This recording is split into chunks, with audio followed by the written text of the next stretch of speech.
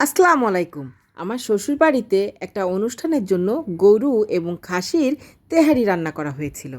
আজ আমি আপনাদের বাবুর্চিদের রান্না করা সেই তেহারি রেসিপি শেয়ার করছি। বাবুর্চিরা প্রথমে এই মশলাগুলা হালকা চুলায় টেলে এখন গুঁড়া করে নেবেন। এর ভিতরে অনেক কিছুই আছে। এর ভিতরে আমরা দেখতে পাচ্ছি এলাচ, দালচিনি, লবঙ্গ, বড় এলাচ, সাদা গোলমরিচ, জিরা, শাহজিরা এবং আরও অনেক কিছু আছে। এগুলা কিন্তু একটা নির্দিষ্ট পরিমাণে এখানে ব্যবহার করা হয়েছে। এখন এইগুলা একটা এই যে হামানদিস্তি দেখছেন, এই হামানদিস্তিতে ওরা গুঁড়া করে ফেলবে। আমি মনে করেছিলাম এটাতে গুঁড়া করতে অনেক সময় লাগবে, কিন্তু দেখলাম না, ওনারা খুব দ্রুত গুঁড়া করে ফেললেন। হামানদিস্তিতে গুঁড়া করার খুব ভালো একটা বেনিফিট আমি দাঁড়িয়ে দাঁড়িয়ে এখানে খেয়াল করলাম। সেটি হচ্ছে, আপনারা খেয়াল করুন বন্ধুরা, এই যে একটা একটা বাড়ি দিচ্ছে আর বড় বড় যে মশলাগুলো আছে সেগুলা কিন্তু উপরে ভেসে উঠছে আর আশেপাশে পড়েও যাচ্ছে না। এই বিষয়টি আমাকে অবাক করেছে। এখন এইগুলাকে ওনারা একটু টেলে নিচ্ছেন, খুব সুন্দর করে টেলে নিচ্ছেন। ওনাদের টেলে নেওয়ার প্রসেসটিও দারুণ। যাই হোক, এবার ওনারা রান্না করবেন। বড় ডেকে সয়াবিন তেল দেওয়া হচ্ছে।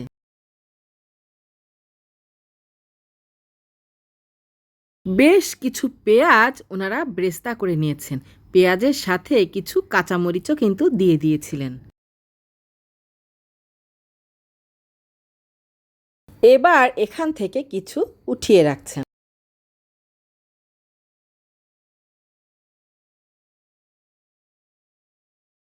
তেল আর ব্রেস্তা করা পেঁয়াজের ভিতরেই দিয়ে দেওয়া হচ্ছে গরুর মাংস।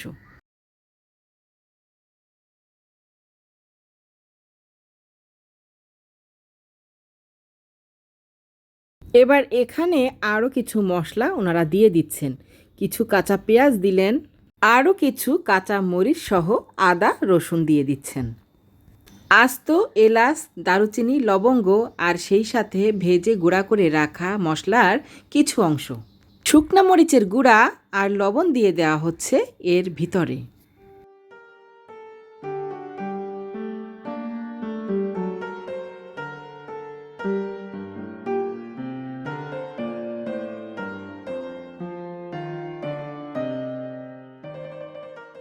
কিছুক্ষণ রান্না করার পর এর ভিতরে দেওয়া হলো আলু বোখারা।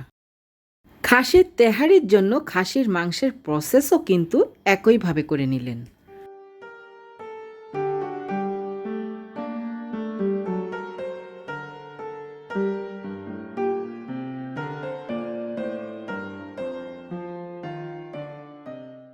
একটি জগে নেওয়া হয়েছে গুঁড়া দুধ। পানি দিয়ে খুব ভালোভাবে গুলিয়ে নেওয়া হচ্ছে। আমার কাছে কেন যেন মনে হয় এই সকল অনুষ্ঠানগুলা শহর থেকে গ্রামে বেশ আনন্দ সহকারে মানুষ করে এবং আনন্দও লাগে। বন্ধুরা, আপনারা যারা আমার এই ছোট্ট বেস্ট কুক ফুড চ্যানেলের নতুন অতিথি, আপনারা এই চ্যানেলটিকে সাবস্ক্রাইব করে আমাকে উৎসাহ দিতে পারেন। আর যে সকল বন্ধুরা ইতোমধ্যে আমার চ্যানেলটি সাবস্ক্রাইব করে দর্শক হয়ে আছেন, তাদের জন্য রইল আমার অনেক অনেক শুভেচ্ছা। আপনারা দেখতেই পাচ্ছেন এখন এর ভিতরে দিয়ে দিচ্ছে টক দই।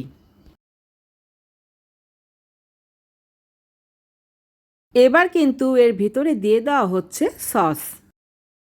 কিছু পেঁয়াজ ব্রেস্তা করে উঠিয়ে রাখা হয়েছিল। এখন এই পেঁয়াজগুলোর ভিতরে কিছু চিনি দিয়ে খুব ভালোভাবে মাখিয়ে নিচ্ছেন।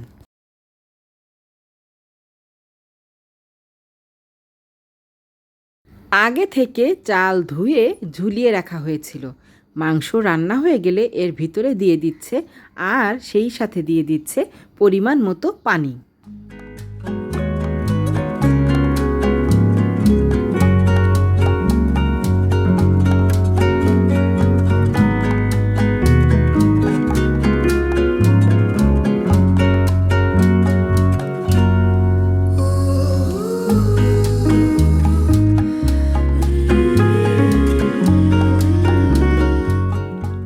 এবার ঢাকনা দিয়ে ঢেকে রান্না করবেন।